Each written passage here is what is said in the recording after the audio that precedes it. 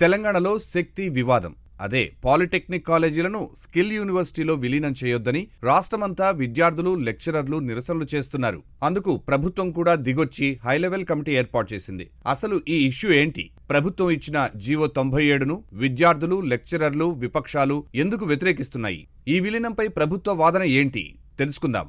GO 97 కంటే ముందు శక్తి department గురించి తెలుసుకోవాలి. తెలంగాణ ప్రభుత్వం పరిపాలనా సంస్కరణల్లో భాగంగా కార్మిక శాఖ పేరును department of skill, human capital, knowledge training initiatives శక్తిగా మార్చింది.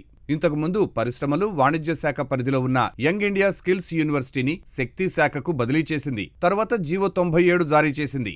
జీవో 97 ప్రకారం తెలంగాణ వ్యాప్తంగా ఉన్న అన్ని ప్రభుత్వ ఇండస్ట్రియల్ ట్రైనింగ్ ఇన్స్టిట్యూట్లు, ఐటీఐలు, అడ్వాన్స్డ్ టెక్నాలజీ సెంటర్లు, ఏటీసీలు, పాలిటెక్నిక్ కాలేజీలు నేరుగా యంగ్ ఇండియా స్కిల్స్ యూనివర్సిటీ పరిధిలోకి వస్తాయి.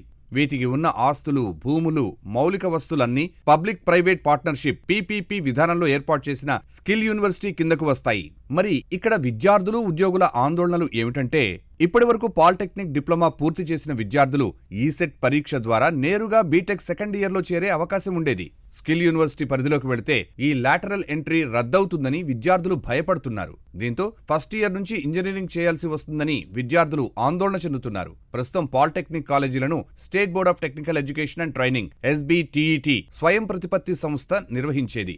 జీవో 97 అమలైతే ఈ అటానమస్ స్టేటస్ దెబ్బతింటుందని విద్యార్థులు భావిస్తున్నారు.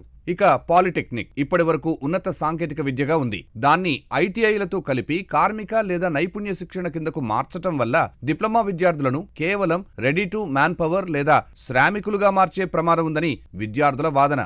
అంతేకాకుండా స్కిల్ యూనివర్సిటీకి యూజీసీ గుర్తింపు మాత్రమే ఉందంటున్నారు. పాలిటెక్నిక్ కోర్సులకు ఇప్పటివరకు ఉన్న ఏఐసిటిఈ గుర్తింపు లేకపోతే భవిష్యత్తులో ప్రభుత్వోద్యోగాలకు అర్హత కోల్పోతామని విద్యార్థులు భయపడుతున్నారు. Young India skill university public private partnership మోడల్లో నడుస్తోంది. పాలిటెక్నిక్లు కూడా శక్తి పరిధిలోకి వెళితే ఫీజులు భారీగా పెరుగుతాయని, దీనివల్ల పేద, మధ్యతరగతి విద్యార్థులకు సాంకేతిక విద్య దూరమవుతుందనే ఆందోళనలు కూడా ఉన్నాయి. ఇక ప్రభుత్వ పాలిటెక్నిక్ కాలేజీలకు చెందిన విలువైన భూములు, భవనాలు, ల్యాబ్లు స్కిల్వర్సిటీ పేరిట కమర్షియల్ ప్రయోజనాలకు వాడుకునే అవకాశం ఉందనే అనుమానాలు వ్యక్తమవుతున్నాయి. మరోవైపు పాలిటెక్నిక్ లెక్చరర్లు ఏఐసిటిఈ నిబంధనలు, పే స్కేళ్ల ప్రకారం పనిచేస్తారు. శక్తి శాఖ పరిధిలోకి మారితే వారి క్యాడర్, ప్రమోషన్లు, పే స్కేల్పై గందరగోళం ఏర్పడుతుందని తెలంగాణ పాలిటెక్నిక్ జేఏసీ అభ్యంతరం వ్యక్తం చేస్తోంది. ఈ అనుమానాలపై ప్రభుత్వం ఏమంటోందంటే, ఈ జీవోపై విద్యార్థులకు క్లారిటీ ఇచ్చే ప్రయత్నం చేశారు కార్మిక నైపుణ్యాభివృద్ధి శాఖ మంత్రి గడ్డం వివేక్.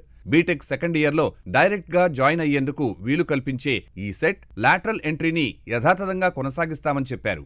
అలాగే ఫీజుల నియంత్రణ పూర్తిగా ప్రభుత్వం చేతుల్లోనే ఉంటుందన్నారు. అర్హులైన విద్యార్థులకు ఫీజు రీయింబర్స్మెంట్, స్కాలర్షిప్లు, రిజర్వేషన్లు యథావిధిగా వర్తిస్తాయని హామీ ఇచ్చారు. ఇక కాలేజీల ఆస్తులు ప్రభుత్వం ఆధీనంలోనే ఉంటాయని స్పష్టం చేశారు.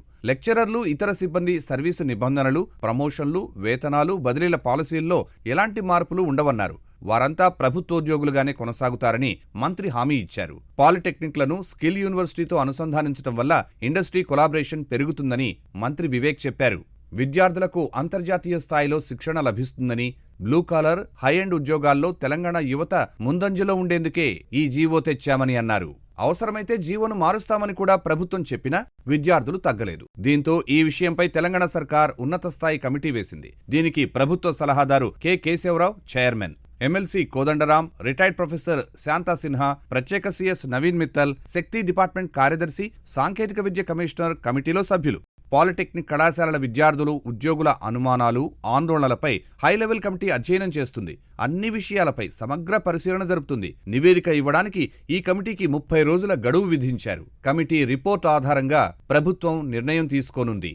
ఈ నివేదికపైనే ఇప్పుడు పాలిటెక్నిక్ల ఫ్యూచర్ ఆధారపడి ఉంది.